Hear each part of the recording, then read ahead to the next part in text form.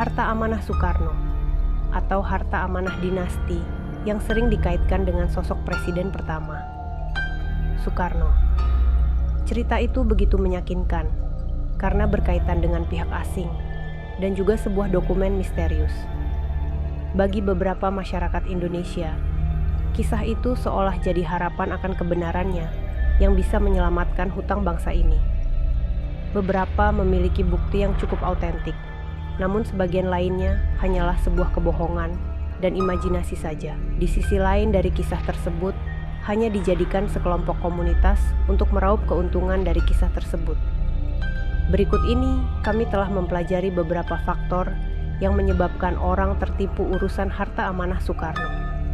Ketika orang berbicara tentang harta amanah Soekarno dan harta amanah dinasti yang berbasis dokumen bank keturunan Raja-Raja Nusantara, maka yang ada di benaknya saat ini adalah aspek penipuannya, yang sudah banyak membangkrutkan pengusaha, tak hanya di Indonesia, tetapi para sponsor internasional. Padahal rumusannya mudah, bahwa dokumen harta amanah Soekarno yang ditebar oleh kelompok punya kepentingan sesat. Mereka sering memasukkan nomor kusip, Committee on Uniform Securities Identification Procedures, dan nomor ISIN, International Securities Identification Number, yang sama dengan dokumen aslinya, ke dalam dokumen palsu yang mereka buat. Sebab mereka tahu ketika proses awal perbankan dimulai, yang pertama kali dicek oleh pihak bank adalah nomor kusip dan ISIN. Jika benar kedua nomor itu, maka patut diduga dokumennya juga benar. Itulah pernyataan yang muncul pertama kali di kalangan perbankan dan para fund manager selama ini. Celakanya, ketika pengecekan CUSIP dan ISIN itu benar, maka muncullah istilah on bahwa dokumen yang sedang diproses bersifat on progress atau on process. Saat itulah biasanya kegembiraan tahap awal datang dan pesta kebahagiaan dimulai. Dalam hitungan jam, biasanya dana sponsor pun mengalir deras dalam jumlah besar pula. Pihak konsultan, fund manager, dan para broker mulai meraup hasil dana sponsor miliaran rupiah. Begitu melangkah ke proses berikutnya, sistem bank mulai error, karena pemilik dokumen yang tercantum di dalamnya tidak dapat memberikan kode atau password kepada bank dengan benar, walau namanya sama persis dengan yang tertera dalam paspor. Hal ini lebih banyak disebabkan bahwa dokumen yang ada pada orang yang bersangkutan palsu, atau dokumennya asli tetapi orangnya salah, karena pemilik palsu ini memalsukan data orang yang sesungguhnya. Hal ini terjadi karena di Indonesia dan di negara lainnya sangat mudah menerbitkan identitas palsu tersebut. Di Indonesia saja ditemukan sedikitnya 5 paspor atas nama Mr. Soewarno, sosok yang banyak dicari kalangan pemburu harta amanah Soekarno.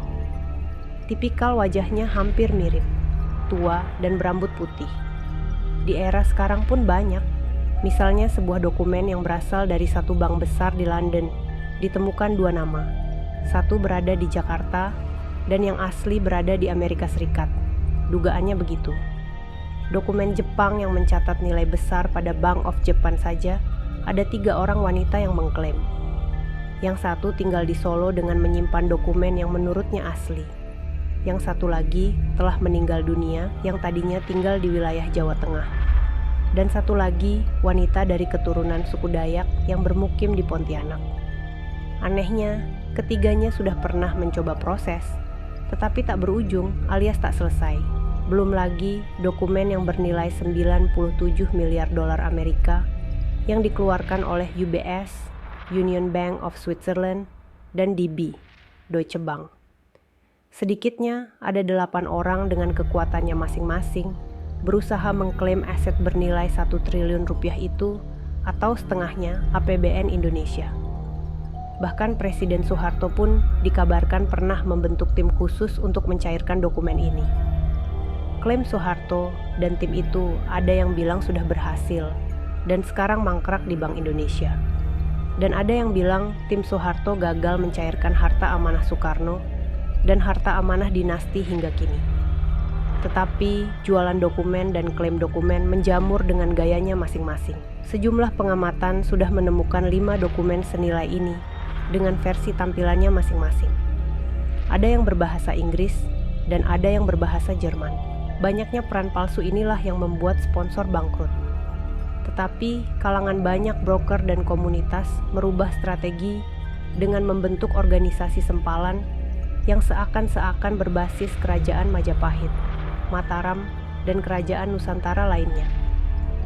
Organisasi yang mereka bentuk selalu mengklaim bahwa mereka bagian dari organisasi PBB, IMF, World Bank, atau organisasi internasional lainnya.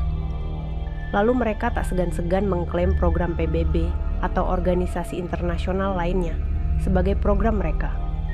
Hebatnya lagi, mereka mampu menggait para petinggi negara tetangga seperti Kamboja, Laos, dan sebagainya sebagai wujud internasionalisasi komunitas atau organisasi mereka. Ciri khas organisasi seperti ini biasanya sibuk dengan simbol-simbol dan acara ritual rutin yang berbasis kerajaan Nusantara, seperti keris, mahkota kerajaan, foto keturunan, dan lambang-lambang lainnya. Bahkan sedikitnya ada 5 orang yang sudah temui yang mengklaim bahwa dirinya Soekarno. Atau ada istilah lain sekarang ini, reinkarnasi Soekarno. Fisik memang masih muda, tetapi sebetulnya beliau sudah berusia 100-an tahun. Jelas seorang murid dan pengikut Soekarno reinkarnasi. Tentu saja ini perbuatan gila, tetapi pengikutnya banyak dan amat loyal. Para pengikutnya yang membiayai hidup sang tokoh bertahun-tahun sebagai sebuah kesetiaan. Hebatnya organisasi dan komunitas jenis ini mampu merekrut orang-orang pintar dan berpendidikan tinggi sebagai bagian terdepan untuk negosiasi dengan calon korban. Inilah yang paling berbahaya. Bayangkan, sosok yang meyakinkan calon korban itu bertitel insinyur, doktor, dan bahkan ada yang profesor. Dengan penjelasan yang sangat luar biasa dari tim terdepan komunitas, maka mudah sekali menaklukkan calon korban agar percaya dan mengeluarkan uang sponsor. Kini, di Indonesia sedang menjamur komunitas semacam ini, baik dalam bentuk organisasi internasional, yayasan, lembaga, ataupun hanya sekedar paguyuban. Tetapi ada satu hal yang menjadi kesamaan mereka, bahwa mereka memiliki doktrin yang amat jelas dengan para pengikutnya. Menurut dugaan saya, doktrin inilah yang berhasil menundukkan banyak orang pintar dan berpendidikan tinggi untuk ikut menjadi loyalis kelompok. Padahal pemilik aset yang benar ternyata tidak membutuhkan siapa-siapa dan tidak membutuhkan apa-apa. Seorang nasabah dengan jumlah puluhan miliar dolar seperti kebanyakan harta amanah Soekarno, ditangani sedikitnya 2 orang bank officer, setingkat direktur pada bank yang bersangkutan. Sang nasabahnya pun diberikan hak layanan istimewa kapan saja dan di mana saja ia membutuhkan layanan. Bahkan pada saat liburan hari raya, agamanya pun, sang bank officer tersebut bersedia diganggu dan menerima perintah nasabah kelas wahid ini.